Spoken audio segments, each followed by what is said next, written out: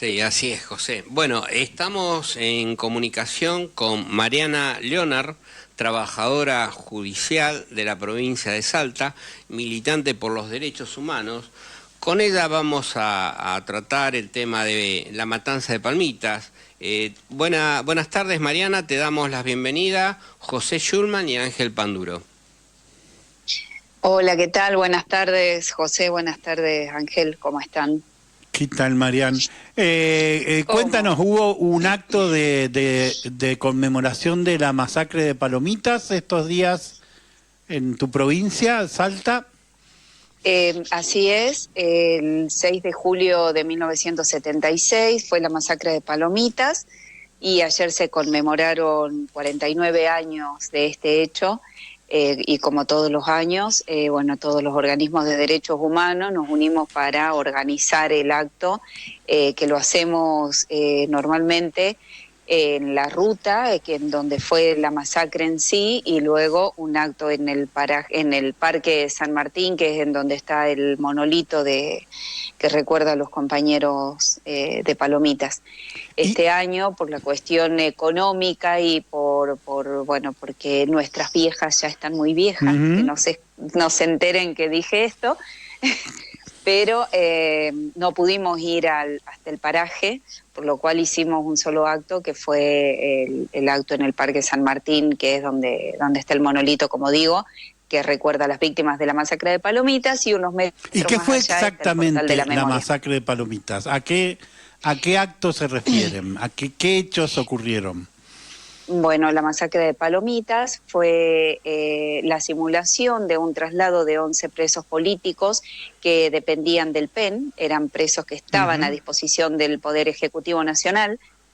Fueron encarcelados en el año 75, en su gran mayoría fue durante junio del 75, permanecieron primero en la Policía Federal, luego las mujeres trasladadas al Buen Pastor, que era un hogar en donde iban las presas mujeres políticas y no políticas, finalmente los varones trasladados a la cárcel de Villa Las Rosas, que es la cárcel de la provincia de acá en Salta Capital, y luego todos, mujeres y varones, puestos en un pabellón externo de la cárcel de Villa Las Rosas, donde permanecieron ahí por el lapso de más de un año, hasta que se simuló este traslado, que supuestamente iba a ser a la provincia de Córdoba, y en la masacre, y en el paraje de Palomitas, que queda aproximadamente a unos 60 kilómetros de la ciudad de Salta, pararon el camión en donde estaban siendo trasladados, los bajaron, los acribillaron, y algunos simularon, digamos, que habían escapado, porque lo que quisieron hacer, lo que dijeron, digamos, en primera instancia, es que había habido un intento de recuperación de estos presos políticos por parte del Ejército Revolucionario del Pueblo, y que en este enfrentamiento habían caído algunos militantes y otros habían logrado huir. Luego fueron encontrados en autos acribillados e incendiados en la localidad de Jujuy, otros en la localidad de Tucumán, y hay dos compañeras presas políticas también, Evangelina Mercedes Bota de Nicolay y Georgina Graciela Droz, que hasta el día de hoy permanecen en calidad de desaparecidas. Muy parecido a la matanza de Margarita Belén, ¿no? Muy similar. El viejo muy truco similar de a simular la fuga, cual, ¿no? Sí, así es. Incluso de Capilla del Monte, también en Catamarca, que si bien fue un hecho no muy similar, pero sí con las mismas circunstancias. Esto fue en el año 75 en Capilla del Monte, en Catamarca.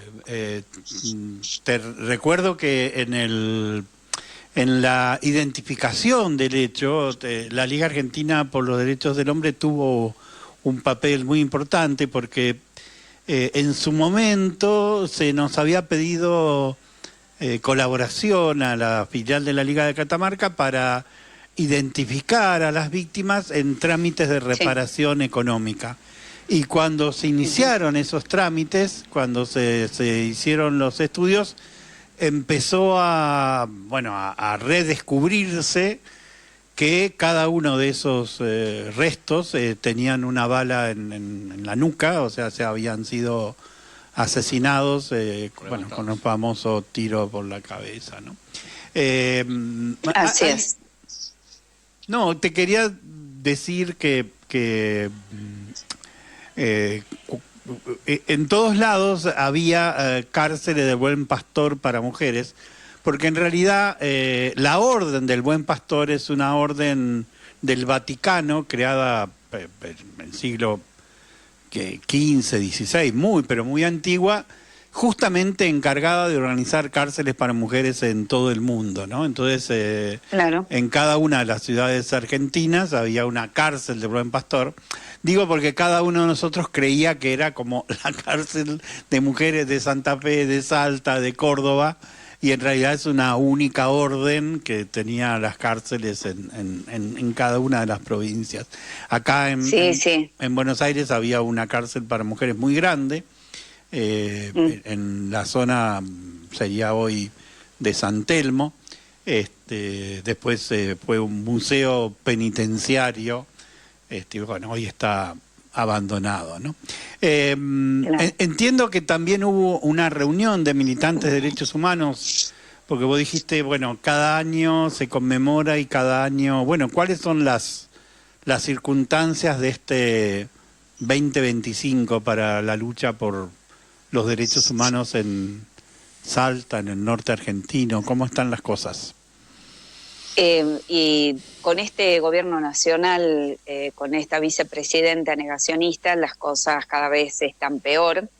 El hecho de que la Secretaría de Derechos Humanos ya no funcione como tal, ya no tenga la misma funcionalidad que venía teniendo, hace que se dificulte absolutamente el acceso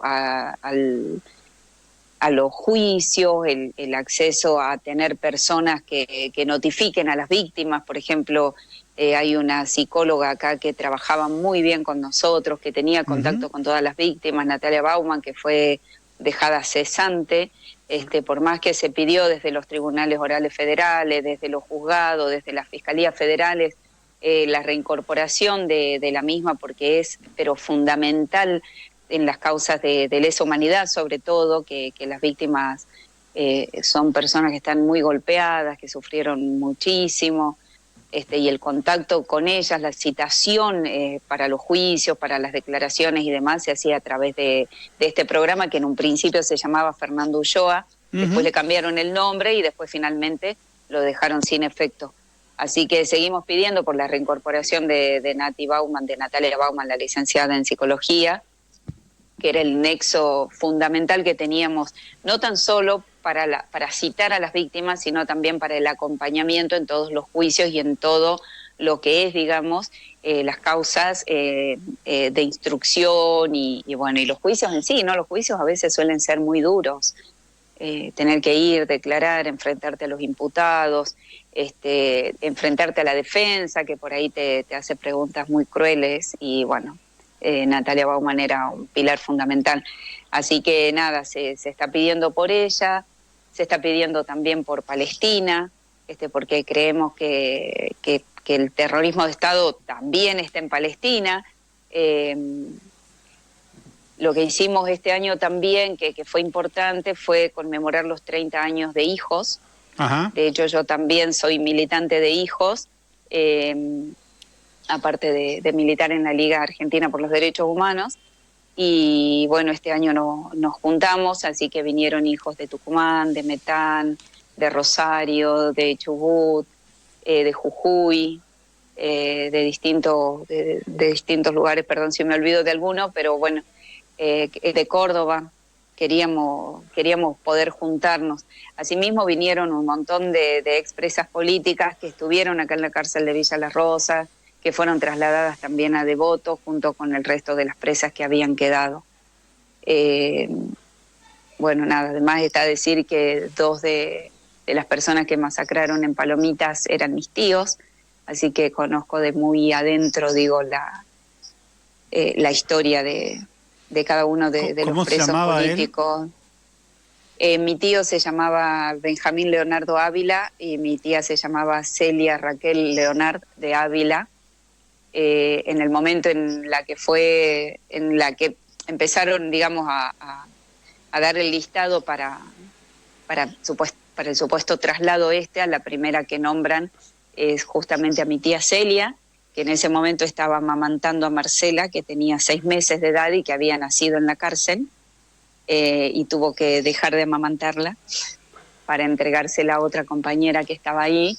Estaba también otra tía mía presa política, Nora Leonard, defensora de los derechos humanos acá en Salta, muy reconocida, muy querida también, aparte de que es mi tía. y bueno, nada, Marcela quedó ahí con las compañeras y compañeros. Hoy Marcela tiene 49 años y por suerte está con nosotros. Bueno, supongo que habrás leído que hoy se recuperó la identidad de Nieto 140. 140, sí. Hijo también de militantes del Partido Revolucionario de los Trabajadores del Sur, de Bahía de Cutralcó, Blanca. Sí. Y te quería hacer una última pregunta. ¿Cómo viste el ánimo de los compañeros, de las compañeras? Bueno, supongo que habrá sido un encuentro muy, pero muy emotivo. Sí, eso te iba a decir. Los encuentros son siempre emotivos porque vino Graciela López, que fue una de las presas que estuvo en Villa Las Rosas, que estuvo con mis tías, con mis tíos ahí en la cárcel, que eran militantes. Ella era profesora de Ciencias de la Educación en la Universidad Nacional de Salta. Ella es de San Luis, ella nació en San Luis. Se vino a estudiar a Tucumán, de Tucumán, una vez que se recibió, se vino para acá, para Salta, en el año 73. Ella tenía 23 años, vino a trabajar como docente acá a la Universidad Nacional de Salta y también obviamente fue perseguida, era también del PRT. Y bueno, la obligaron a irse al exilio. Ella estuvo también acá en la Federal, en el Buen Pastor, o sea, hizo todo el recorrido de las otras compañeras. Finalmente fue a Devoto y en Devoto le dieron la opción de salir del país, que no era una opción, era una obligación, a salir del país, y se radicó en México. Así que ella vino desde México. Desde México vino a acompañarnos y vino para estar acá con nosotros. Así que fue un encuentro bastante emotivo. Vino también Julia Beatriz García, que vive en el sur. Ah, la conozco, Julia García. La sí, sí, por eso la... Sí. Sí, bueno, ella también, entonces fue García, un abrazo. Era un joven de Bahía Blanca, es uno de los casos. Vos sabés que trabajé 15 años en estos temas y uno como que llega un momento que parecía que no podía impactarlo nada, pero cuando conocí el caso de Negrito García, nunca pude dejar de imaginar la escena porque Negrito apareció colgado en el puente de Bahía Blanca, tenía, si no me equivoco, 16 años. Bueno, conocí a la mamá y a Julia y siempre lo recuerdo al Negrito, ¿no? No es un caso, es un compañero. Sí, son casos que impactan, aunque todos impactan, pero sí hay algunos que nos tocan más particularmente. ¿Y cómo están estos compañeros ahora que, bueno, estamos todos insultados, estigmatizados, y aún mucho más todavía aquellos compañeros que su momento pertenecieron a organizaciones de carácter político-militar, cosa que, por supuesto, era un derecho inalienable de todos los argentinos, pero sobre ellos recae hoy un odio más concentrado. ¿Cómo los viste que resisten? Si resisten, ¿cómo los ves? ¿Cómo los viste?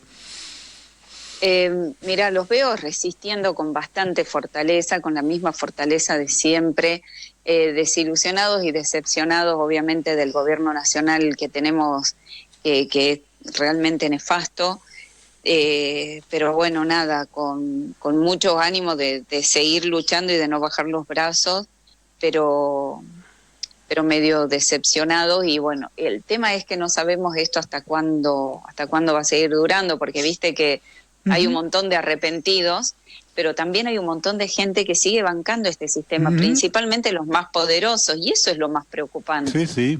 eso es lo que más Hace un nos rato preocupa y hablamos eso con Santa Fe, donde hubo un avance importante de un frente entre sectores del peronismo, el nacionalismo, la izquierda, el comunismo, pero nos contaban que solo votó el 46% de la población, pero que en los barrios populares votó el 30%, y que la mayoría de los que no fueron a votar por nadie habían votado por Milei. O sea, hay un proceso que, bueno, hasta puede ser entendible, que haya un recorrido de la decepción a la parálisis, que es lo que en definitiva, bueno, en definitiva no, es una de las variantes que la derecha va a jugar.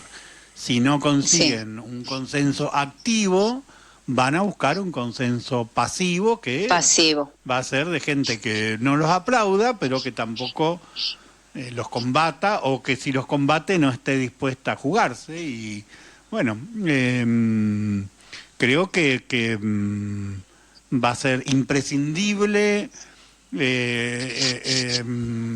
recurrir y recuperar y revalorar esa memoria de la lucha que está en esos compañeros, que está viva, que cada uno de ellos ha construido en estos años vínculos con la sociedad, con todos, y bueno, creo que siguen siendo una especie de reserva moral imprescindible y muy útil, ¿no? Así que... Sí, así es. Nosotros, desde los organismos, lo que hacemos acá, porque hay una mesa de derechos humanos en Salta que está, que la incorporan, digamos, varios organismos de derechos humanos, hijos, a la Asociación Lucrecia Barquet, la Asociación Coca Gallardo, estamos también la Liga Argentina por los Derechos Humanos, familiares de detenidos desaparecidos por razones políticas y gremiales de Salta, y lo que hacemos es ir a los colegios, dar charlas en los colegios, o sea, no dejamos de hacer esas acciones porque justamente son los jóvenes, ¿viste?, los que más votaron a la derecha. Y ahí es donde tenemos que tratar de cooptarlos, de volverlos, digamos, al camino del bien. No sé, o sea, traerlos a la militancia, formar cuadros, eso es necesario en estos momentos como para que justamente esta parte que no fue a votar, que están desilusionados, los decepcionados de Milei, si querés, volverlos a enseñarles, digamos, la historia principalmente, que esto pasó, que esto no tiene que volver a pasar, y que esto, lo que está pasando hoy en el gobierno de Milei, son las nuevas dictaduras que vienen. Porque te están manejando, o sea, está pasando lo mismo que pasaba antes. La compañera Alesia no puede estar detenida por haberle tirado bosta a la bosta de Esper. O sea, son cosas que no podrían, que no tienen que estar pasando. Una contravención municipal a lo sumo está en una de las cárceles. Conocemos la cárcel para mujeres de Ezeiza y... Claro, pero ni siquiera los represores tienen, pero se ensañan tanto ni con ellos, que tienen muertes, que tienen torturas, tormentos, privación ilegítima de la libertad, violaciones gravísimas a los derechos humanos, y ni siquiera con ellos se ensañan tanto. O sea, bueno, con la vicepresidenta que tenemos tampoco esperemos que lo hagan, pero digo, la justicia en sí nunca se encarnizó tanto con nadie como con los compañeros que están combatiendo este plan nuevo de la derecha. Es un intento de amedrentamiento y disciplinamiento, pero bueno... disciplinamiento, sobre todo eso. La historia es larga, hemos vivido varias veces situaciones extremas, y también sabemos que el pueblo argentino tiene reservas, ¿no? Cuando muchos lo dan por muerto, por terminado. Bueno, nada, somos un pueblo que alguna vez derrotó a los ingleses, que pudo derrotar a los ejércitos colonialistas españoles, bueno, que tuvo líderes como Güemes, que supo defender la patria muchas veces, en condiciones Sí, muy eso sí. difíciles. Y bueno, hay un caminito de la memoria que se recorre y que es lo que permite una y otra vez ir a la pelea y por eso se valoran tanto desde esos actos que a algunos les pueden parecer rutinarios, pero que para nada lo son, y traer acá al presente a los compañeros de la Palomita, no solo porque los mataron, sino recordar que les tenían tanto miedo que los mataron, de que les tenían pavor a la verdad que ellos portaban y que, Sí. bueno, que alguna vez nuestro pueblo estuvo muy, pero muy, muy cerca de cambiar la historia y puede volver a hacerlo. Te agradecemos Así mucho, es. no solo por el programa, sino por sostener esa tarea tan importante en el norte. Y bueno, estaremos pendientes, nos gustaría mucho que nos sigas contando de los juicios. Acá ¿Cómo nosotros vamos? nos preparamos para ir a la sentencia en la causa Sindar en Rosario, que va a ser muy prontito, una de las primeras Ajá, bien. sentencias contra el poder económico, de verdad, no solo por su papel en los secuestros, sino por haber Ujú. puesto el Estado a disposición de un plan económico. Y esa pelea, bueno, no solo la seguimos dando, sino que la vamos a ganar. Bueno, Vamos Mariana, a ganarla como la venimos ganando hasta ahora. Así que sí, nosotros acá en Salta tenemos 13 juicios en puerta.